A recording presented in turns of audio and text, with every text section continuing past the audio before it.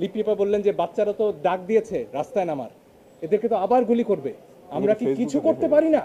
আমাদের সহকর্মী এই সুপ্রিম কোর্ট বারের আইনজীবী আখি আকন্দ, তাকে আমরা সবাই চিনি, সে এখানে নিয়মিত প্র্যাকটিস করে।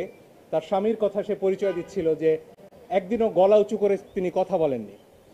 শেরপুরে ছিলেন, তার সন্তানকে স্নান করাচ্ছিলেন দুপুরবেলা, 100 পুলিশ এসেছে, তাকে ধরে নিয়ে গেছে, গায়ে কাপড়টা দেওয়ার সুযোগ দেওয়া হয়নি। কেন নেওয়া হয়েছে জানেন? কারণ সেই আখির স্বামীর ভাই নাকি বিএনপি করেন, এবং আজকে একই কার্ড খেলা হচ্ছে যে আমার বাবা কি করলেন সেজন্য আমি দায়ী। সারা আপা, তার বাবা ডক্টর কামাল হোসেন, হ্যাঁ, তাকে নিয়েও আজকে প্রশ্ন উঠছে, এবং আমরা নাকি বিশেষ উদ্দেশ্য চরিতার্থ করতে এখানে এসেছি। লিপি আপা আরো ভালো বলবেন। সেদিন সকাল 9:15 যেদিন কালকে আমরা তো এই পিটিশন দায়ের করলাম, লিপি আপা বললেন যে বাচ্চারা তো ডাক দিয়েছে রাস্তায় নামার, এদেরকে তো আবার গুলি করবে, আমরা কি কিছু করতে পারি না? এই একটা প্রশ্ন থেকে একজন আইনজীবী হিসেবে দায়বদ্ধতা থেকে আমরা এসেছি।